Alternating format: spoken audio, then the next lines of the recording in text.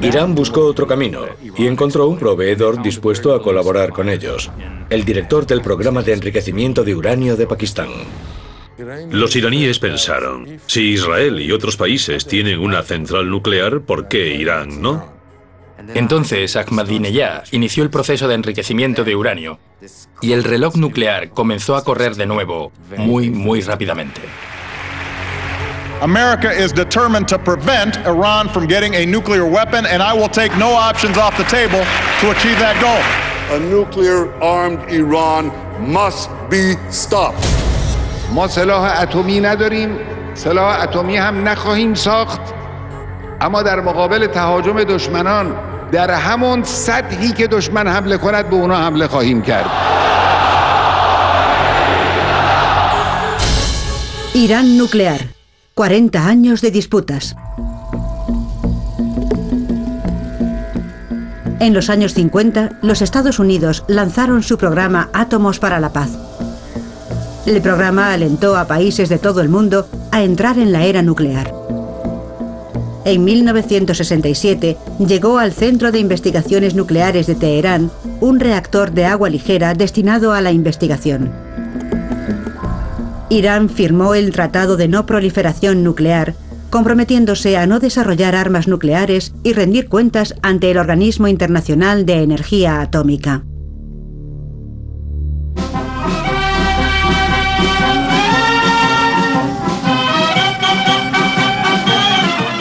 El monarca de Irán, el Shah Mohammad Reza Pahlavi, era un firme aliado de los Estados Unidos. Lo que yo llamo la directriz principal de la política estadounidense era muy simple: mantener a los comunistas fuera del gobierno iraní, mantenerlos fuera de la industria petrolera iraní y mantenerlos fuera del territorio iraní. Y estuvo operativa hasta la caída de la Unión Soviética. Los Estados Unidos vendieron al Shah equipamiento informático militar y tecnología occidental. The relations between Iran and the United States are extremely close, and I think His Imperial Majesty and I have agreed that we can probably say they've never been better. A mediados de los años 70, el Shah decidió emprender un programa de energía nuclear. Pidió consejo a un joven ingeniero formado en Suiza. Un día me llamaron para decirme que el Shah deseaba iniciar un programa de energía nuclear y quería que me encargase del proyecto. Mi intención era tener plena autoridad para decidir cómo sería ese programa. Para desarrollar su industria nuclear, Irán necesitaba ayuda exterior. Los iraníes iniciaron conversaciones con los Estados Unidos, pero encontraron dificultades. Empezaron a poner más y más condiciones al acuerdo bilateral.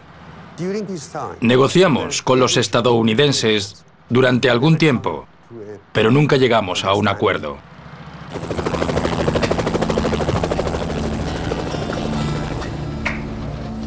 Irán buscó entonces en Europa e invirtió más de $1.000 millones en un consorcio francés de enriquecimiento.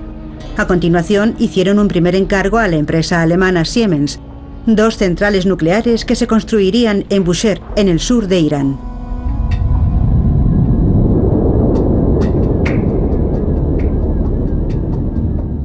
En los años 70, quedó claro que 2 grandes potencias de la región habían fabricado armas atómicas.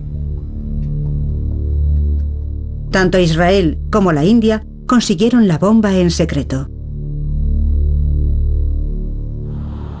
A diferencia de Irán, ninguno de ellos había firmado el Tratado de No Proliferación Nuclear. El Shah de Irán tenía grandes planes para crear un amplio programa de energía nuclear. Y en aquel momento, los Estados Unidos lo respaldaron plenamente. Pero el Shah también tenía en mente llegar a conseguir armas nucleares.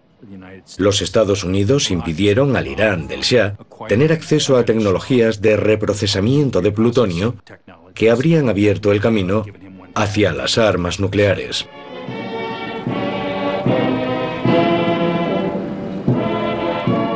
El Shah no se dio por vencido. Su principal consejero le dio un curso intensivo sobre energía nuclear. Me presenté ante él y le dije: Majestad, ahora que lo sabe todo, sentémonos a hablar sobre ello. Yo he optado por esta tecnología que no conduce a las armas nucleares. Si quiere algo más que eso, dígamelo, por favor. Me contestó: somos la mayor potencia de la región, no necesitamos armas nucleares. Le dije: Majestad, pensemos cuál podría ser la situación dentro de 20 años si todo eso cambiase. ¿Serían las armas nucleares una de las opciones? Se lo pensó un poco y dijo: ¿por qué no? A partir de ese día, decidí recurrir a todas las tecnologías sin excepción. Estaría preparado para proporcionar armamento nuclear si el gobierno lo requería. Eso es todo.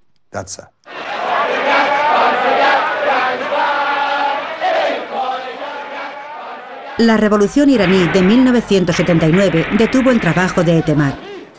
El Shah huyó del país. El ayatolá Jomeini instauró una república islámica con una actitud muy diferente hacia Occidente. Washington se despertó con una terrible resaca colectiva. La fiesta había terminado y ahora teníamos que decidir qué hacer. En Washington pensaban que debíamos permanecer en Irán porque teníamos intereses allí. El 4 de noviembre de 1979, la embajada de los Estados Unidos fue sitiada por estudiantes iraníes y retuvieron a ciudadanos estadounidenses como rehenes en su interior. Atacaron la embajada. Lo que tal vez comenzó como una sentada estudiantil típica de los años 70, se convirtió rápidamente en un incidente internacional. Un conflicto internacional terriblemente serio.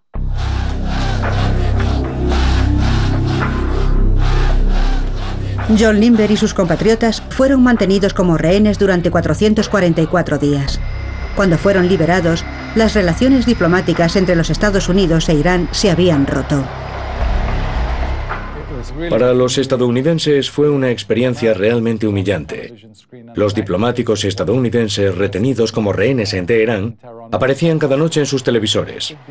Cualquier gobierno de los Estados Unidos encontraría muy difícil hacer alguna propuesta al régimen de Teherán. Sus diplomáticos habían sido retenidos como rehenes y los iraníes coreaban todas las semanas muerte a los Estados Unidos. Jomeini puso Irán en contra de Occidente y sus valores. Su primer invitado diplomático fue Yasir Arafat, el líder de la Organización para la Liberación de Palestina, lo que incrementó las preocupaciones de Occidente sobre la expansión de la revolución islámica. Además, interrumpió el proyecto nuclear del Shah, incluyendo la central de Bushehr, parcialmente construida.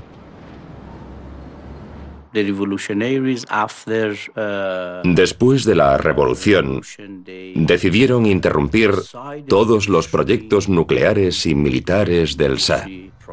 No querían un Irán militarizado ni un Irán nuclear. Saddam Hussein escogió este momento para invadir Irán. Los iraníes no pudieron repeler el ataque sorpresa de Irak. Occidente apoyó a Irak.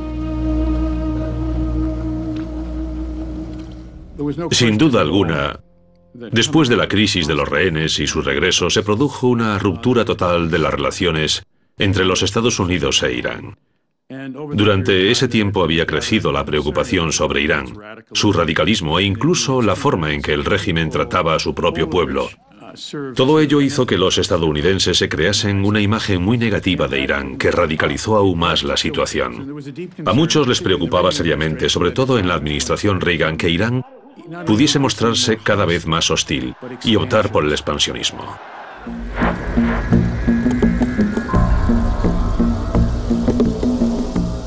A Israel le preocupaba Saddam Hussein. Tel Aviv consideraba una amenaza directa a su capacidad militar, evidente tras el audaz ataque a Irán. Además, Irak había iniciado también un programa nuclear con la construcción del reactor Osirak.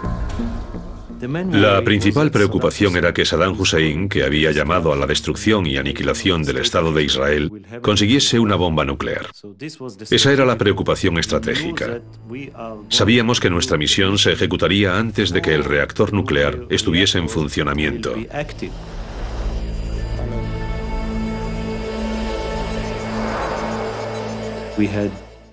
Debíamos superar muchos problemas operativos, el alcance de nuestro armamento, la falta de información, su potente defensa antiaérea, ya que Irán e Irak estaban en plena guerra en ese momento, y el hecho de que nunca antes se había hecho algo así. 8 de nosotros fuimos seleccionados para la misión, sabiendo que podía ser la última.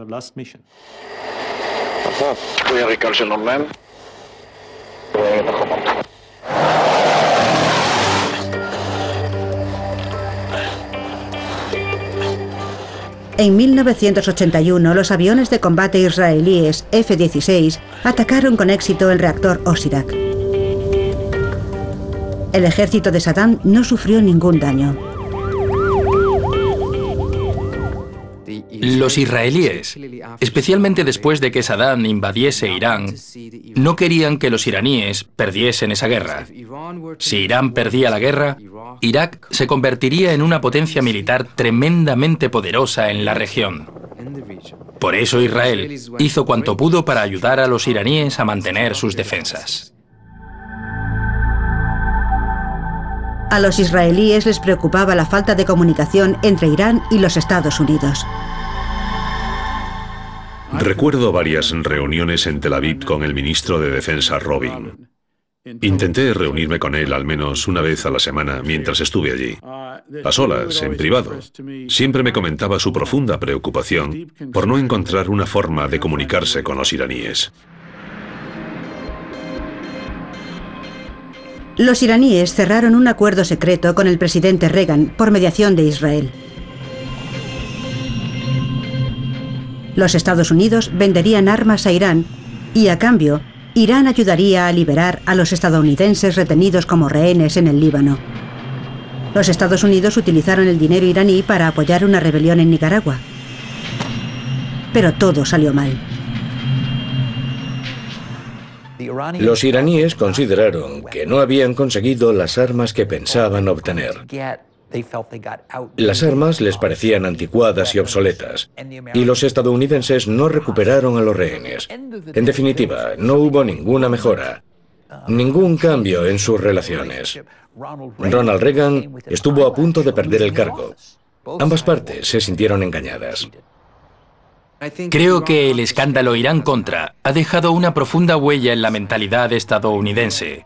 La idea de que cualquier negociación, cualquier trato con Irán conlleva un gran riesgo político, tiene relación con lo que ocurrió con el escándalo Irán-Contra.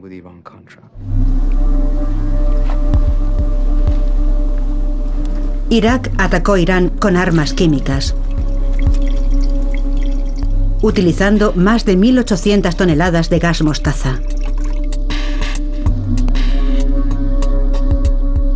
No se produjo una condena internacional oficial. Saddam invadió Irán y toda la comunidad internacional apoyó al agresor. 300.000 iraníes muertos en 8 años. Y aún peor, Saddam utilizó armas químicas y tecnología y material proporcionados por Occidente. Irán fue la primera víctima de las armas químicas desde la Segunda Guerra Mundial. Fue entonces cuando Irán decidió ser militarmente autosuficiente para evitar nuevas agresiones.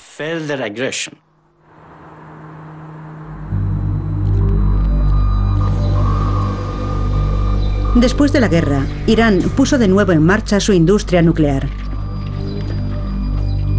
Irak había destruido parcialmente la planta de energía nuclear de Bushehr e Irán recurrió a la empresa alemana Siemens. Durante los años 80 y principios de los 90, en todas las reuniones con los alemanes les decíamos: disponéis de más de 7.000 millones de marcos alemanes y un contrato. Todo se hará según el Tratado de No Proliferación con la supervisión del OIEA y siguiendo estrictamente las convenciones internacionales y el acuerdo. Pero nos decían, lo comprendemos perfectamente, pero los Estados Unidos no nos lo permiten. Irán pidió a los rusos que reconstruyesen Bushehr. Los iraníes pensaron, si Israel, India, Pakistán, Corea del Norte y otros países tienen derecho a poseer una planta de energía nuclear, ¿por qué nosotros no? Recuerdo que preguntamos a China, a empresas estadounidenses y a los rusos, y estos aceptaron. La reconstrucción de la planta tendría que avanzar lentamente. Los expertos rusos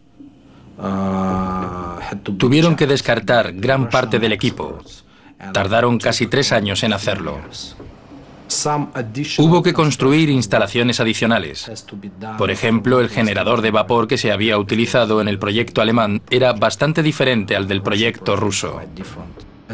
La consecuencia de contar en el mismo proyecto con equipos alemanes y rusos fue un retraso significativo. Para los rusos fue una bendición. Tras el accidente de Chernóbil, su industria nuclear estaba en una situación desesperada. Es cierto que a principios de los 90, lo ocurrido en Chernóbil tuvo un gran impacto, sobre todo psicológico. En ese sentido, para Rusia también representó un paso adelante volver a construir centrales nucleares en el extranjero. A los Estados Unidos les preocupaba la participación de los rusos. Pensábamos que no había ninguna razón por la que Irán debiese tener jamás ningún tipo de programa nuclear. No estábamos en condiciones de encontrar una forma de detener un programa nuclear civil y legítimo en Irán. Pero debíamos hacer todo lo que estuviese en nuestra mano para mantener a los iraníes lejos de lo que llamábamos tecnologías sensibles, el enriquecimiento y el reprocesamiento. Había una gran presión porque en los años 90 y hasta principios de la década de 2000, la mayoría de los proyectos bilaterales, los proyectos entre los estadounidenses y los rusos, por ejemplo, se veían bajo la perspectiva de la cooperación nuclear entre Rusia e Irán. Pero la idea estaba clara: dificultar el proyecto cuanto fuese posible para que al final Rusia tomase la decisión de cancelarlo. Los rusos estaban convencidos de que nuestro único objetivo era bloquear Irán por completo, impedirles hacer cualquier cosa. Y ellos tenían mucho interés en ganar dinero, sobre todo en los duros días de Yeltsin.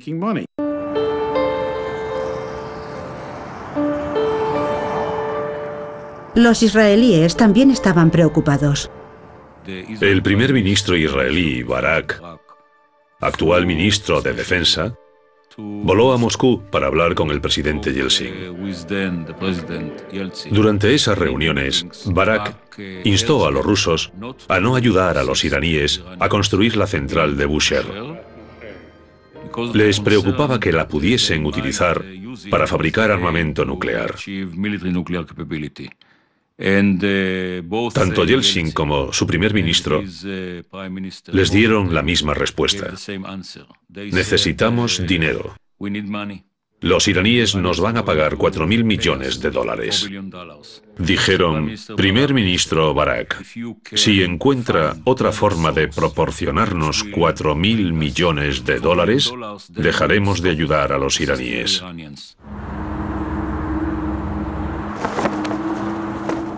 Tardaron 20 años en reconstruir Bushehr, bajo una presión política creciente.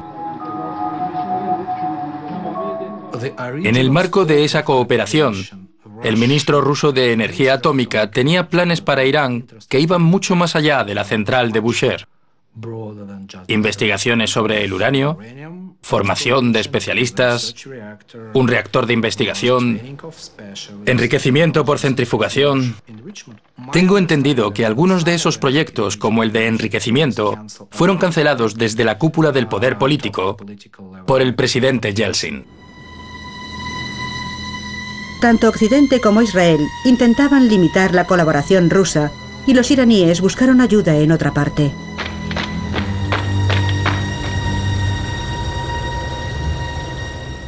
Irán tenía que apostar por la autosuficiencia, ya que Occidente no iba a permitir ningún tipo de cooperación con Irán. Teníamos un contrato de enriquecimiento y de combustible con Francia, pero Francia lo canceló.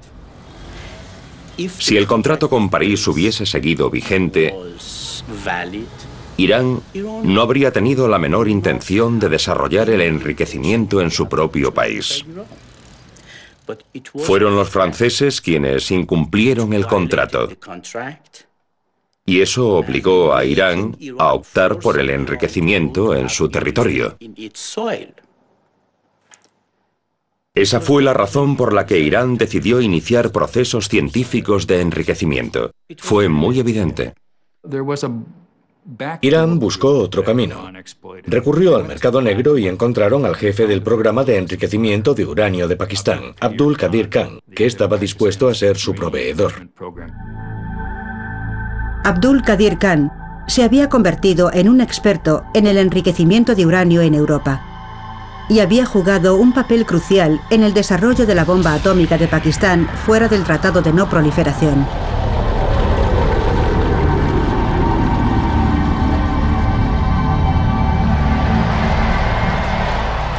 Khan se convirtió en un héroe nacional.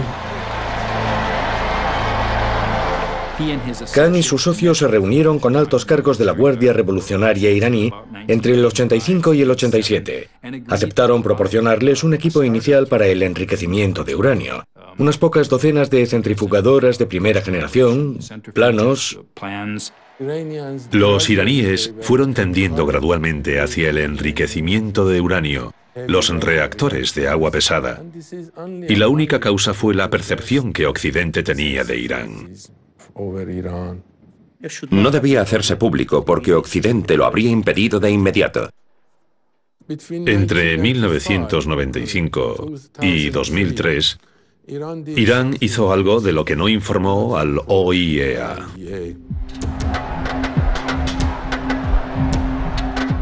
Irán no comunicó a la comunidad internacional el verdadero alcance de su programa nuclear.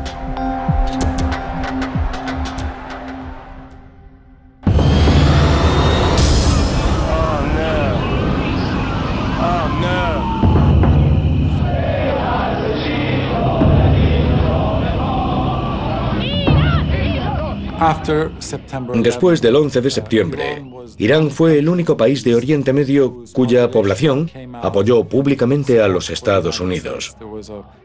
Iluminaron las calles de Teherán con velas de forma espontánea. Surgió cierta esperanza. Tras 2 décadas de enemistad entre los Estados Unidos e Irán, de repente sus intereses coincidían. Irán era un gran adversario de los talibanes de Afganistán. Prácticamente habían estado en guerra con ellos y ahora los Estados Unidos eran enemigos de los talibanes. Los iraníes buscaron un acercamiento con los Estados Unidos, que también decidieron acercarse a Irán para ver cómo podían colaborar. Colaboraron ampliamente en el campo militar y el de los servicios de inteligencia y más tarde, y quizá más importante, en el campo diplomático.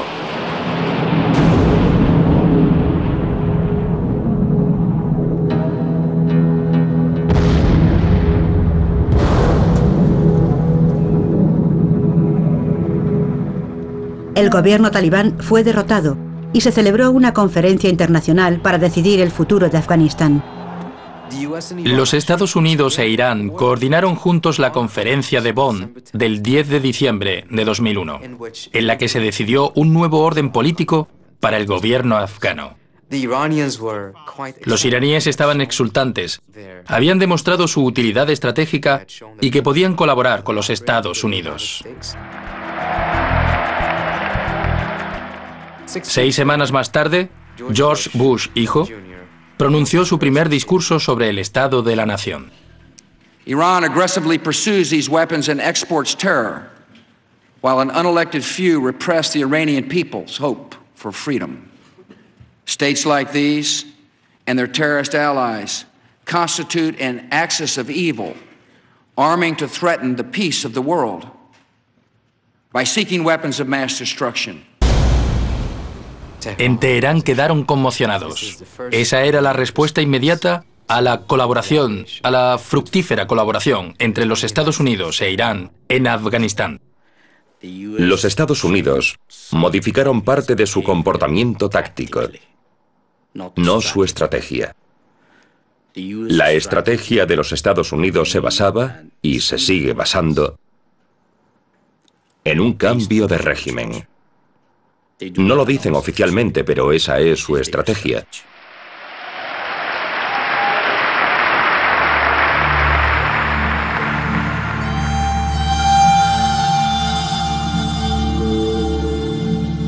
En agosto de 2002, un grupo opositor iraní, la Organización de los Mujahidines del Pueblo, divulgó el programa nuclear secreto de Irán. Los iraníes habían enriquecido uranio en Natanz y construido una planta de agua pesada en Arak. No habían comunicado la existencia de esas instalaciones. El Organismo Internacional de Energía Atómica decidió investigar. It's also sending a very powerful message to Iran that they need to cooperate fully and immediately and to show complete transparency. I expect Iran to lend me all the cooperation and support I need to be able to provide the required assurances. Cuando se divulgó al mundo la existencia de Natanz y Arak, el OIEA inició una intensa campaña para lograr acceder a esas y otras instalaciones. Irán tardó varios meses en dar su consentimiento.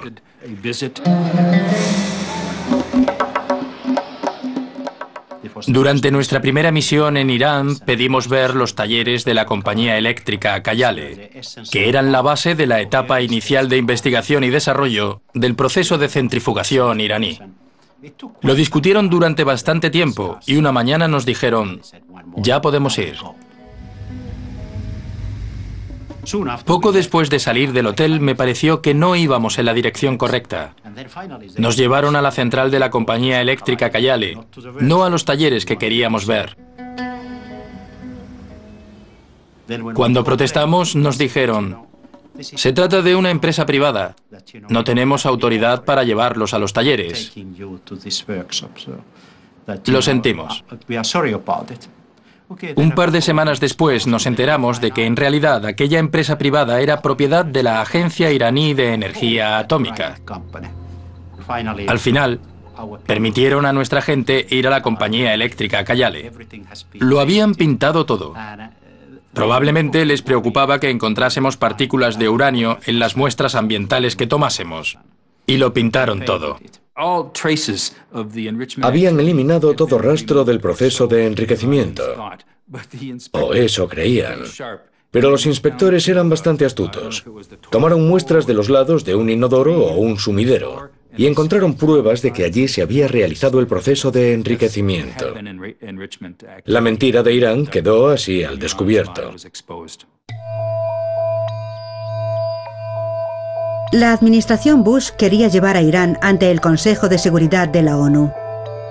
Los británicos, franceses y alemanes, que habían mantenido diferentes posturas sobre la intervención militar en Irak, preferían la vía diplomática.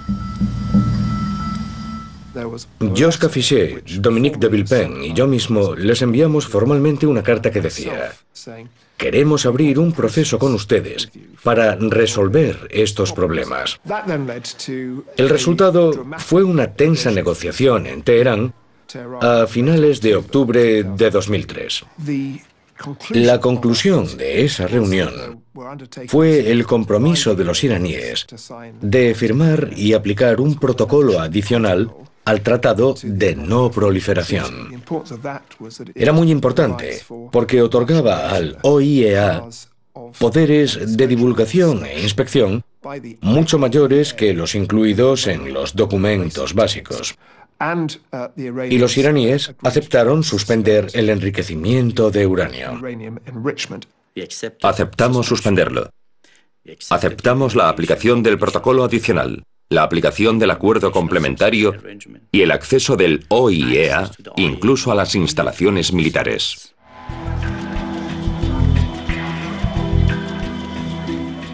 Irán evitó cualquier incumplimiento de los acuerdos con el OIEA, evitando así otras posibles sanciones o acciones militares. Pero la iniciativa de los europeos necesitaba el apoyo de los Estados Unidos. Entre otras cosas, pidieron a cambio repuestos para su flota de aviones civiles. Pero esos repuestos eran principalmente piezas fabricadas por Rolls-Royce en el Reino Unido. Y según la legislación sobre sanciones de los Estados Unidos, Rolls-Royce no podía vendérselos. Por eso me esforcé mucho por llegar a un acuerdo con los Estados Unidos. Pero al final, todo quedó en nada por la oposición existente dentro de su sistema. La Unión Europea no pudo ofrecernos un conjunto realista de medidas, una solución honorable, porque los Estados Unidos no estaban de acuerdo. Su posición era ni una sola centrifugadora en Irán.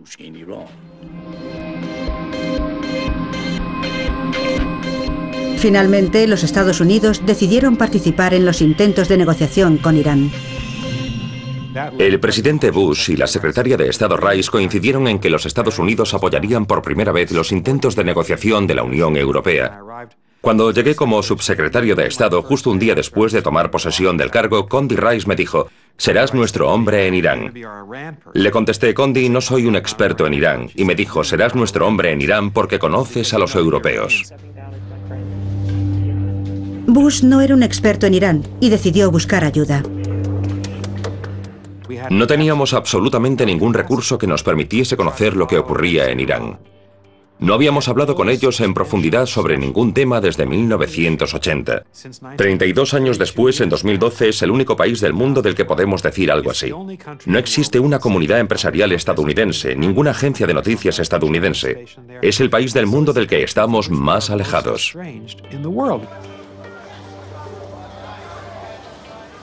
La oferta de los Estados Unidos dependía de una condición previa. Estamos dispuestos a suspender las sanciones en vuestra contra si estáis dispuestos a suspender, solo mientras duren las negociaciones, vuestro programa de enriquecimiento de uranio.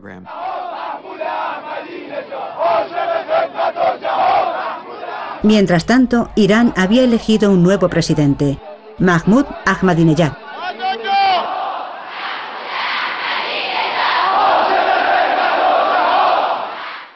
6 meses antes de las elecciones presidenciales, el líder iraní nos dijo que no toleraría unas negociaciones sin una fecha límite y que, si el grupo de trabajo no llegaba a un acuerdo en 3 meses, pondría en marcha el enriquecimiento de uranio. Las negociaciones se interrumpieron. Y entonces Ahmadinejad puso en marcha el proceso de enriquecimiento. Y el reloj nuclear comenzó a correr de nuevo muy rápidamente. A partir de ese momento, Irán se puso manos a la obra. Intentó instalar el mayor número posible de centrifugadoras para producir cuanto antes todo el uranio enriquecido que pudiese y aprovechar diferentes tecnologías de centrifugación para intentar conseguir lo antes posible un arma nuclear. Apareció una nueva fuente de pruebas. Un desertor iraní que había trabajado en el programa nuclear de Irán había guardado una gran cantidad de datos en un ordenador portátil. Eran documentos sobre los esfuerzos de Irán para desarrollar diversos aspectos de un arma nuclear. Una de las líneas de desarrollo era configurar la ojiva de los misiles iraníes Shahab-3 para que pudiesen contener un objeto esférico. Evidentemente, era un arma nuclear. En el ordenador portátil también había documentos sobre fusibles, lentes y otros elementos utilizados en el dispositivo de implosión. Había miles de páginas de documentos que implicaban a Irán, al menos con planos bidimensionales, en el diseño y el desarrollo de tecnologías para crear armas nucleares. El presidente Ahmadinejad consiguió enfurecer aún más a Occidente con sus comentarios sobre el Estado de Israel y el Holocausto. پس از 6 دهه همچنان به صهیونیست‌ها جریمه می‌پردازند، آیا مسببان بردهداری و استعمار نباید به ملت‌های خسارت دیده جریمه بپردازند؟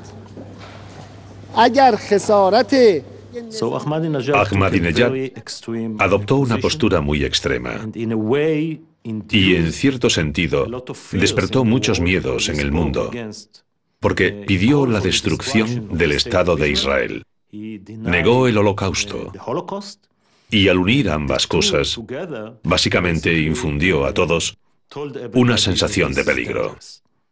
En el contexto de la política interna estadounidense, un país puede pedir la desaparición de Israel y puede enriquecer uranio, pero no puede hacer ambas cosas al mismo tiempo. En mi opinión, la principal causa de la tensión entre los Estados Unidos e Irán no son las ambiciones nucleares de Irán, sino la hostilidad de Irán hacia Israel. Dada la creciente tensión, la comunidad internacional estaba ansiosa por reanudar las negociaciones. Queríamos que los iraníes volviesen a una posición que ya habían abandonado, cesar el proceso de enriquecimiento. De ahí todas las dificultades. Rusia, China, Europa y los Estados Unidos dijimos públicamente a los iraníes: si no aceptáis las negociaciones, vamos a tener que sancionaros porque no podemos quedarnos de brazos cruzados viendo cómo proseguís con vuestro programa de enriquecimiento en la planta de Natanz. No podemos quedarnos de brazos cruzados mientras leemos todos los informes del OIEA sobre los progresos que estáis haciendo. No lo haremos. Si os reunís con nosotros de buena fe, cooperaremos. Si os negáis a cooperar, que es lo que estaban haciendo en 2006 y 2007, no permaneceremos al margen. Os sancionaremos y aumentaremos la presión y os complicaremos las cosas. Así que aprobamos una resolución de sanciones según el capítulo 7 de la Carta del Consejo de Seguridad de la ONU. A pesar de las políticas de los Estados Unidos, Irán siguió desarrollando su programa nuclear.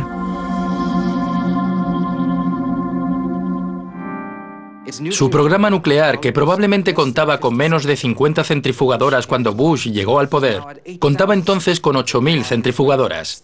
Y los iraníes estaban acumulando uranio de bajo enriquecimiento. Pensemos lo que pensemos de esa ideología, sus resultados estaban muy claros. No habían impedido el auge de Irán en la región, ni habían impedido que consiguiese una bomba nuclear.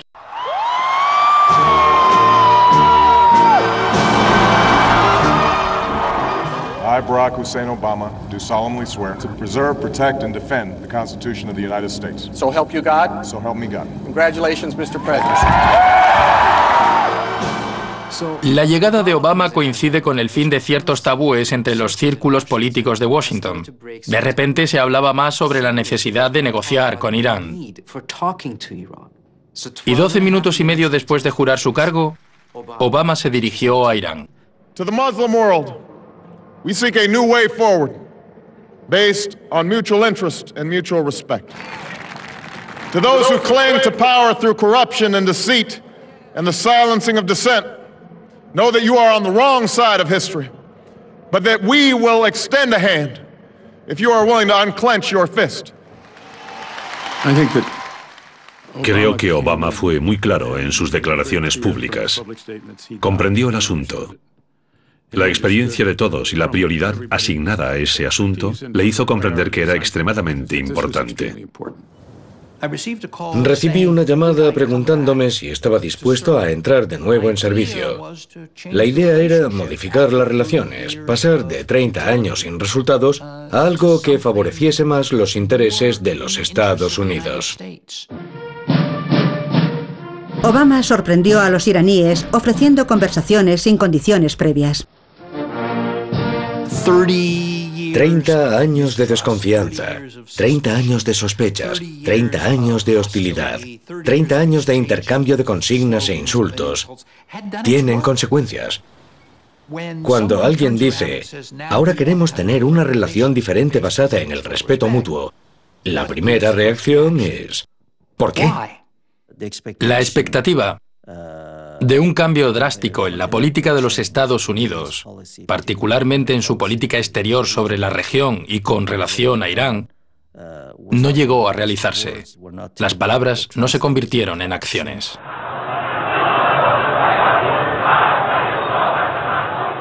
Ahmadinejad fue reelegido en junio de 2009.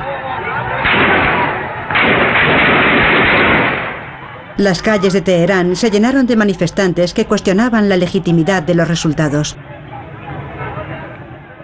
En mi opinión, nada perjudicó tanto el margen de maniobra de Obama, su espacio político y su confianza moral en la diplomacia, como las imágenes de manifestantes pacíficos siendo golpeados en las calles de Teherán por pedir simplemente un recuento de votos. El presidente Obama divulgó la existencia de una nueva planta de enriquecimiento de combustible en Fordo, cerca de Qom. The Islamic Republic of Iran has been building a covert uranium enrichment facility near Qom for several years. Earlier this week, the Iranian government presented a letter to the IAEA that made reference to a new enrichment facility, years after they had started its construction. Creo que el resultado del proyecto de Fordo fue muy negativo para Irán y también para solucionar la crisis. Fue otra sorpresa desagradable para Rusia. Creían tener una relación especial con Irán, mientras los iraníes construían otra planta de enriquecimiento de uranio en secreto sin decírselo a los rusos. Eso molestó a Medvedev, y desde ese momento los rusos se mostraron dispuestos a aprobar sanciones más severas. Irán dio una sencilla explicación sobre las nuevas instalaciones. Cada día que alguien en Washington o Tel Aviv dice podríamos atacar Irán, no descartamos ninguna opción. Lo que le están diciendo a Irán es, deberíais tener instalaciones de enriquecimiento más seguras. Es evidente. Básicamente, el mundo se unió contra Irán tras el descubrimiento de una nueva planta secreta de enriquecimiento. Israel lo consideró parte de una estrategia recurrente. La estrategia iraní no es conseguir la bomba lo antes posible. La estrategia iraní es conseguir la bomba del modo más seguro posible. Así que van avanzando muy despacio. Lo bastante despacio para no provocar una reacción. Y cada vez que los pillan con las manos en la masa, cuando descubren una operación encubierta, proclaman que es un programa legítimo. Cuando Natanz salió a la luz, declararon rápidamente que era una instalación legítima. Y lo mismo ocurrió con Qom. En octubre de 2009, Irán y los Estados Unidos mantuvieron conversaciones. Parecía prometedor. Bill Burns hizo un trato con Jalili en octubre de 2009.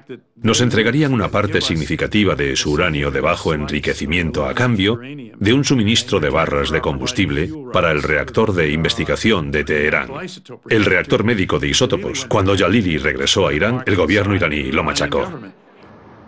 Los turcos y los brasileños recuperaron ese mismo acuerdo en mayo de 2010. Como resultado de sus intensas negociaciones diplomáticas. Consiguieron convencer a los iraníes para que lo firmasen. Pero no sabían que 2 días antes, China y Rusia habían acordado un borrador de sanciones en el Consejo de Seguridad. Obama optó por las sanciones y lo hizo principalmente porque creía haberse quedado sin margen político de maniobra. Optar por los avances diplomáticos habría significado entrar en guerra con el Congreso. Se había perdido otra oportunidad para emprender la vía diplomática. Ahora solo quedaban las sanciones. Tras 8 años de Rafsanjani, 8 años de Hatami y 6 años de Ahmadinejad, ¿qué pasos ha dado Irán? Ha aceptado la prolongación del Tratado de No Proliferación después de 25 años. Ha firmado y ratificado los tratados sobre armamento químico. Ha firmado los convenios sobre armamento biológico. Pero no he visto a los países occidentales dar ni un solo paso en serio.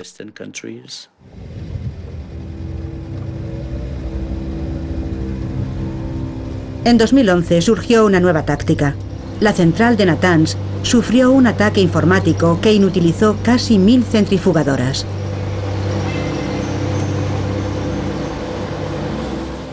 En los últimos 2 años, han sido asesinados 5 científicos. Todos estaban relacionados con la industria nuclear. Todas las personas del mundo respetan a los científicos. Así que es algo muy serio y lamentable. Ni las sanciones, los ataques informáticos, la amenaza de un ataque militar o el asesinato de científicos nucleares han tenido ningún efecto sobre nuestra determinación por continuar con nuestras actividades nucleares con fines pacíficos. Mientras tanto, otros miembros de la OIEA expresaron su frustración. I expressed serious concern regarding possible military dimensions to Iran's nuclear program. The information indicates that Iran has carried out activities relevant to the development of nuclear explosive device. Durante los últimos 33 años, las relaciones con Occidente han sido tensas. Ahora la política nuclear se ha convertido en el tema clave. Se han aplicado sanciones draconianas que afectan seriamente a la vida de los ciudadanos iraníes. Se ha amenazado con acciones militares. Hasta el momento, el conflicto no ha sido resuelto. De hecho, ha dado lugar a declaraciones desafiantes y agresivas. En este ambiente de políticas arriesgadas, ¿qué ocurrirá a continuación? Los europeos y el Congreso de los Estados Unidos piden sanciones drásticas, sanciones relacionadas con el Banco Central, la industria petrolera. En mi opinión, los iraníes están prestando atención por primera vez, lo que nos da cierta esperanza de que lleguen a cambiar su comportamiento. ¿Aceptará Irán negociar en un futuro? Si no lo hace e intenta seguir adelante con el enriquecimiento nuclear, ¿pensará el mundo que las sanciones y la diplomacia han dejado de ser una opción? ¿Escogerá el mundo una opción militar? Espero que Irán acepte negociar. Garantizo que nuestras actividades nucleares tienen fines pacíficos. No renunciaremos a nuestro derecho reconocido por el OIEA y el Tratado de No Proliferación de aprovechar los usos pacíficos de la energía nuclear. Irán dispone hoy de 10.000 centrifugadoras y creo que se verán obligados a aceptar su derecho a los procesos de enriquecimiento. Si no aceptan e insisten en las políticas coercitivas, las sanciones, las amenazas de ataques militares, entonces a Irán no le quedará más opción que obtener recursos nucleares disuasorios para defender su existencia, su identidad y su país.